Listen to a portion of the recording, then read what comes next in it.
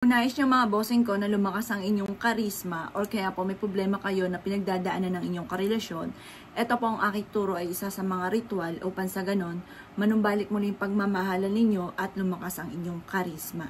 Pero syempre mga bossing ko, may papayo ko lang sa inyo, once na gagawa ka ng ganito, kailangan na may 100% kang paniniwala na lahat ng inyong mga i-wish ay matutupad. Huwag yung gagawin na tipo ba may alinlangan ka, tapos gagawa ka ng ganito, maaaring makontra yung gagawin ninyo at masayang lang ang inyong pong effort. Ngayon pa mga bossing ko, kung nais nyo na lumakas ang inyong karisma, okay po yan. Bakit kamo? Ang tao na mahina yung karisma, lalo na kung ikaw ay negosyante, naghahanap ka ng trabaho, or yung anak po ninyo ganun, at maaari po siya mabosing ko na hindi matanggap dahil wala siyang dating sa tao, na parang, minsan nga po mabosing ko dahil parang mainit agad yung dugo sa inyo ng tao, kahit na pasado ka, or kaya kumbaga, hindi ka na binibigyan ng pagkakataon dahil parang inis ka agad dyan sa inyo. Ngayon pa mga bossing, mas maganda yung magaan yung loob sa inyo ng tao na malakas yung inyong karisma, lalo-lalo na rin kung ikaw ay negosyante dahil maaaring lahat ng ibebenta ninyo, mabibili dahil malakas yung karisma niyo. Parang sa una, bibili po sila dahil parang magaan ang loob nila sa'yo. Pagkatapos, magpapawili-wili na po yan mga bossing ko na bumili po sa inyo. Bukod po dyan mga bossing ko, kung hindi ka hanggang sa ngayon makatagpo ng forever, at nais po mga bossing ko na makatagpo ng forever, mainam na subukan nyo po ito. Kung lagi na lang nauwi sa luhaan ng inyong relasyon, lagi nag-aaway, may mga tukso na hindi maiwasan, gawin nyo po ito mga bossing. Ngayon po mga bossing, ano po ba itong aking sinasabing ito? Gawin nyo po siya pinakamabisang araw, Tuesday at Friday sa umaga, mga bandang alas 7. Pero, kung kayo abala sa mga ganyang araw, gawin nyo to kahit anong araw, basta umaga nyo siya gagawin ng mga bandang alas 7. At umarap ka sa gawing silangan kung saan naliwanag ang sinag ng araw sa umaga. At pagkatapos mga bossing ko, kumuha po kayo ng isang baso na asukal. Ang asukal mga bossing ko, yan po ay for abundance. At yan po mga bossing ko ay for love and for happiness. Kung mahina yung karisma mo at nais po na lumakas yung inyong karisma sa pamamagitan ng mga simple mga pamamaraan, basta gumana ang ating law of attraction kasi yan po ang pinaka-importante. Kasi ang paggawa ng mga pampaswerte, unang-una nadadagdagan yung pagiging positibo mo sa buhay. Pangalawa, yun nga po mga bossing, nakakatulong po itong mga ganito na parang may pagsubok na dumating sa inyo, ay marami akong mga pampaswerte, kaya ko to, malalampasan ko to, yung mga ganun mga bossing. At ito po ay nakaka-attract pa rin ng swerte. Ito po mga bossing ko, ang asukal ay humihigop na negative energy na nagdudulot sa atin ng mga kamalasan. Kaya minsan mapapansin natin, bakit ganun? Para lagi kang minamalas, bakit ang dami mga pagsubok na dumarating sa buhay ninyo? Dahil yun nga po mga bossing, wala kang pang alis ng mga negative energy. Kaya mas may na mga bossing ko, kung ikaw po ay may problema pinagdadaanan ngayon, lalo-lalo na maging sa usapin ng lakas ng karisma at hindi ka matanggap sa trabaho at ang dami mo nga pinasok na negosyo at hanggang sa ngayon ay hindi ka pa rin mag-boom sa negosyo ninyo, lagi ka na lang nauuwi sa pagkalugi, huwag mo itong kakalimutan na gawin dahil ito ay nakakatulong upang sa ganon kayo po mga bossing ko ay lumakas ang karisma. Mapapasin ninyo, once na meron kang ganito, nagawa nyo po siya, mas magiging magaan yung daloy ng swerte at makakawilihan ka ng ibang tao kaysa sa kaiinisan ka. Ngayon po mga bossing ko, ang gagawin nyo lamang, humarap ka sa gawing silangan kung saan naliwanag ang sinag ng araw. I-wish nyo dito ang inyong intensyon. Sabihin nyo po dito sa pamamagitan ng aking sipag at tiyaga, double time sa pagkayod, at sa nais ko na lumakas ang aking karisma at magkaroon ako araw-araw ng malaking benta at matagpuan ko ng aking forever, depende sa ako ano po yung hinanain nyo sa buhay. Halimbawa, naghahanap ako ng trabaho, sa aking apply ng trabaho, ako ay matanggap. O doon sa pinapasok kong negosyo or sa negosyo ko ngayon, ay magkaroon ako araw-araw ng malaking benta at ako ay dito na maging matagumpay. Ganun po mga bossing. I-wish nyo na walang gamit na sana, direct to the point ang mga pag-wish mga bossing. At pagkatapos po niyan, ibilad nyo po ito sa sinag po ng araw.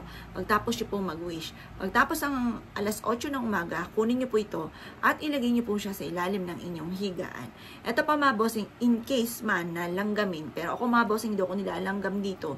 Kaya dapat lagi tayong malinis kasi once na madumi po dyan mga bossing ko, mabilis siyang masisinghot ng mga langgam at lalanggamin kayo. Kaya kailangan lagi kang maagap po dyan, laging malinis.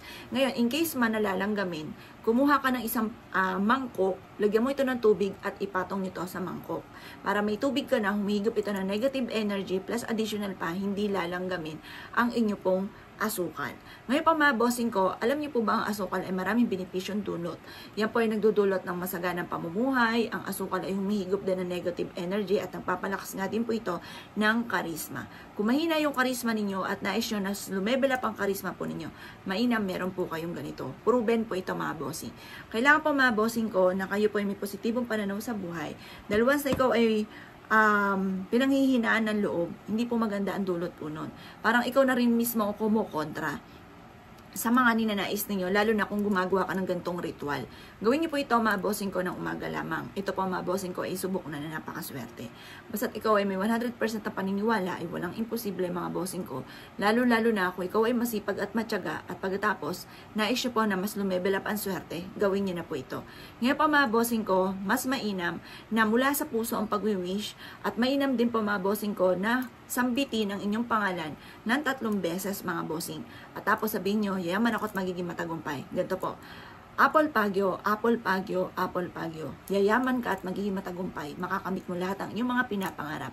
Lalakas ang iyong karisma at lahat ng mga pangarap mo ay matutupad. Magiging matagumpay ka. Magkakaroon ka araw-araw ng malaking benta. Makakamit mo ang lahat ng iyong ninanais. Ganon ang mga pag-wish na walang gamit na sana. Direct to the point mga bossing.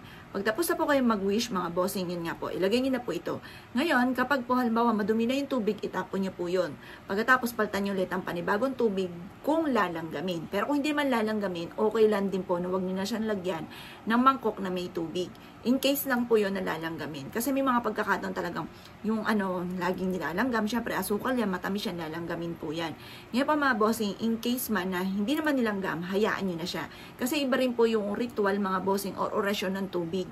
Ngayon pa mga bossing ko, basta positive ka lamang, kahit saan ka magtungo, ima-mindset mo na magiging matagumpay ka at lahat ng mga pangarap mo ay matutupad. Sa mga taong masisipag at matyaga, walang imposible.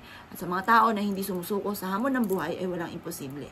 Ngayon pa mga bossing, may papayo ko lang din, araw-arawin nyo ang pagdadasal ng isang Ama Namin, isang Aba Ginoong Maria, pasasalamat sa mga blessing at ganoon din, mag-wish ka na ng lahat ng nais po ninyo. Pagkatapos, sabayan nyo ng ganitong mga pamamaraan, para madagdagan ang pagiging positibo nyo sa buhay. Kasi ang tao na may positibong pananaw sa buhay at lagi nagsasabi ng mga magagandang salitain, nagaganap po yan. Kaya nais natin ay maganap mga bossing ko, kaya mas mainam. Ngayon pa lang po mga bossing ko, ay simulan na po natin para maganap ko naman ang ninanais po ninyo. Kaya kung ikay naniniwala at nais nyo po itong gawin, huwag na po kayo magpatumpik-tumpik pa, makakatulong po ito upang sa ganun, ikagad yung makamit ang inyo po mga pinapangarap. Ngayon pa mga bossing, kung gagawa ka, ang pinaka-the best na araw ay Tuesday at Friday or kaya po ay full moon. Pero kung ikaw ay abala sa mga ganyang araw, gawin nyo ito kahit anong araw, basta umaga nyo siya gagawin. Parang inyong lahat ng kahilingan ay makarating hanggang sa universe mga bossing ko, makamit kaagad ang inyong mga pinapangarap. Na wala namang imposible, lalo na kung masipag at matyaga ka at subukan nyo na po ito. Kaya kung ikay naniniwala at nais nyo po itong gawin, good luck po sa inyo po lahat.